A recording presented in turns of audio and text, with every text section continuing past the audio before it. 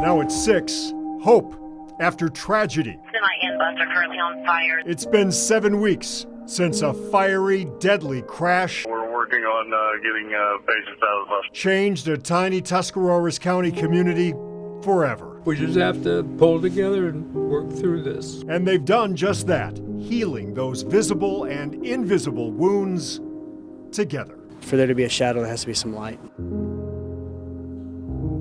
The new year is starting out with new hope for a teen who survived that crash. Brynn Goedel was one of the dozens of students on board the charter bus involved in the chain reaction crash on I-70 last November that claimed the lives of 3 students, a teacher, and 2 chaperones. She spent 6 weeks in hospitals, but now she's home. We follow through with Brynn's story tonight. She spoke with Bob Jones about her recovery, how she was rescued, and her memories of those lost that day. Each step with her walker brings promise and positivity from 17-year-old Brynn Goedel, a junior at Tusky Valley High School. God definitely was with me that day. She feels blessed to be alive. I could have passed, you know what I mean? I think about that sometimes. I was right beside the people that did pass, and I'm like, why did God choose me?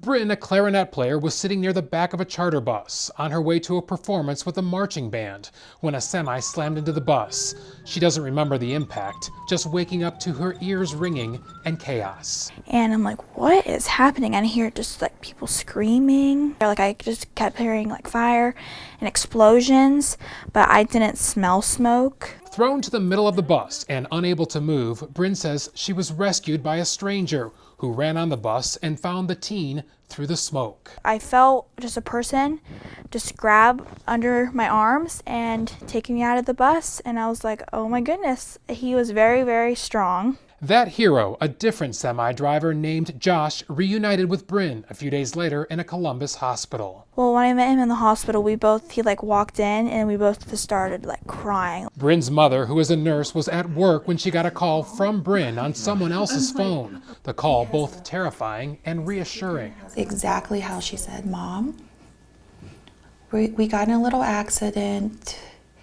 I just want to let you know I can't feel my legs. I'm okay.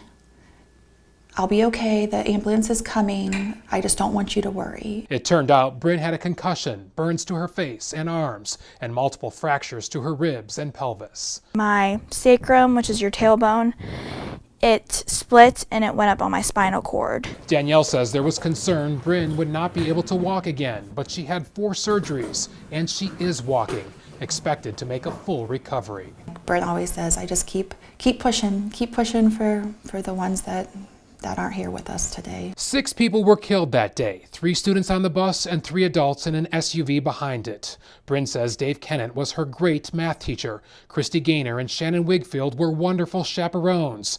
John Mosley and Jeffrey Worrell were funny and talented members of the band. And Caitlin Owens was her best friend. I'll miss her telling me stories about her day at school and things like that. But I'll miss all of them, but she was my best friend since kindergarten. Brynn has a lot of physical therapy ahead of her, but she's staying positive, knowing she'll be doing what she loves with the marching band again. I assume you want to get back out there marching again. Yes, I do. Very badly. And there's a benefit for Brynn on February 3rd to help her family with medical and other expenses. It starts at 4 p.m. at the Tusky Valley Elementary School, which is the old high school. In Mineral City, Bob Jones, News 5. The National Transportation Safety Board released its preliminary report on the bus crash last month. It says the driver of that tractor trailer did not slow down when traffic backed up ahead from an earlier crash. The truck then rear-ended the SUV driven by the teacher and the 2 chaperones and then collided with the bus carrying all those students.